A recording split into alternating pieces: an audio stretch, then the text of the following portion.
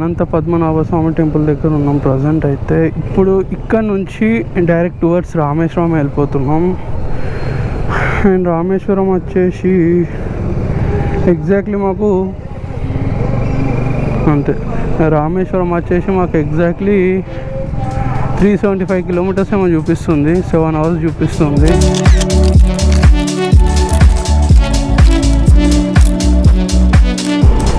And ఈ నుంచి exactly 373 kilometres చూపిస్తుంది.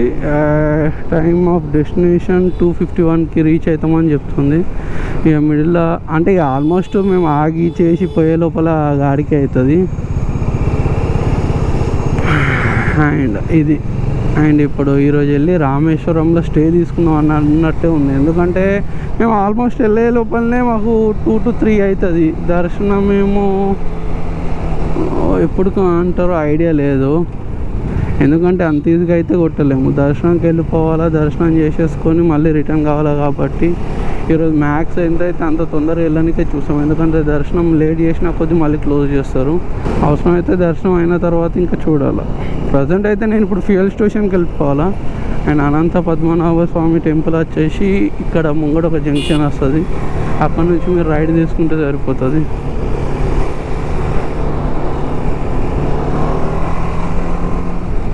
అండ్ ఇప్పుడు ఫ్యూయల్ బీపీసీఎల్ ఎక్కడ ఉందో వెతకాలి. ఎందుకంటే బీపీసీఎల్కి వెళ్ళి ఫ్యూయల్ ట్యాంక్ ఫుల్ చేసేసుకుంటే మాకు ఇంకా ప్రాబ్లం లేదు. ఇక డైరెక్ట్ ఒకటే రూట్ వెళ్ళిపోవచ్చు. ఎందుకంటే నా ఫ్యూయల్ రేంజ్ కూడా తక్కువ ఉంది. ఇప్పుడు 45 కిలోమీటర్స్ ఏమి వెళ్తుందని చూపిస్తుంది. ఫ్యూయల్ కొట్టించేసి ఒక పని అయిపోతుంది. Tank full చేయించేసినాం.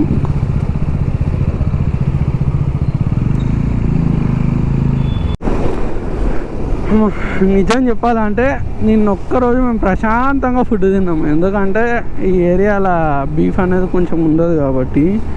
అండ్ లిటరల్గా చెప్పాలంటే 4 days నుంచి అయితే మాకు సుక్కలు కనిపించినాయి.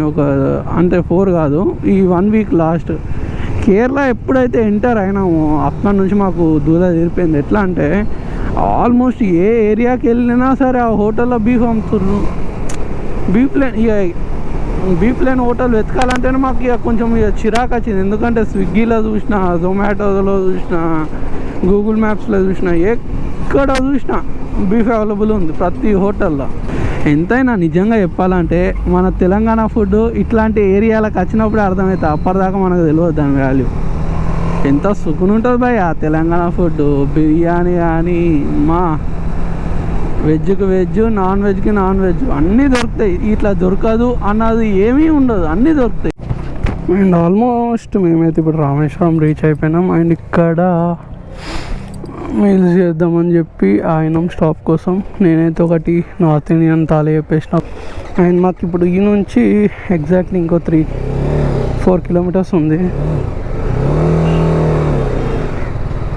హే కుక్క బ్రోలే, సారీ డిస్టర్బ్ చేసినందుకు కుక్క బ్రో. అమ్మా ఆల్మోస్ట్ అయితే రీచ్ అయిపోయినాం అనుకోండి. కానీ నా దరిద్రం ఏంటంటే నా పిన్ ఖరాబ్ అయింది. ఆడియో రికార్డింగ్ అవుతుందా అవుతలేదు అన్నది కూడా నాకు తెలియదు.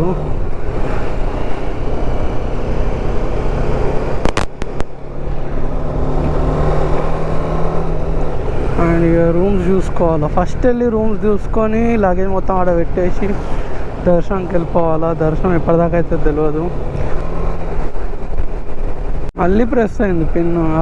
ఆడియో వస్తలేదో అన్నది కూడా నాకు ఐడియా లేదు. గోప్రో ప్రాబ్లం లేదు కానీ దీని పిన్నుతో ప్రతిసారి ప్రాబ్లం అవుతుంది. ఎందుకు అర్థమవుతలేదు, అసలు ఏందో అర్థమవుతలేదు. అది ఇప్పుడు ఆడియో రికార్డింగ్ అవుతుందా అవుతలేదు అన్నది కూడా నాకు ఐడియా లేదు. నేను లిటరల్గా 2 పిన్నులు తెచ్చుకున్నా. యాక్చువల్గా ఆ 2 ఇరిగినాయి. టెంపుల్ అయితే ఇదే. అండ్ దర్శనం అయితే ఉంది, వెళ్ళాలా, దర్శనం చేసుకొని రావాలా. ఫస్ట్ అయితే రూమ్ చెక్ చేసుకుంటున్నాం. ఇదే రామేశ్వరం టెంపుల్. 12 జ్యోతిలింగాలు ఉంటాయంట లోపల. ఎగ్జాక్ట్లీ నాకు కూడా ఐడియా లేదు. నాన్నమ్మ తాత వాళ్ళు చెప్పారు జ్యోతిలింగాలు ఉంటాయి అది ఇది అని. అండ్ ఇప్పుడు ఈ నుంచి రూమ్కి వెళ్ళి రూమ్లో లగేజ్ పెట్టేసి ఫస్ట్ దర్శనంకి వెళ్ళిపోవాలా. దర్శనంకి వెళ్ళిపోయిన తర్వాత మళ్ళీ రేపు ధనుష్కోటికి వెళ్ళిపోతాం రేపు మార్నింగ్.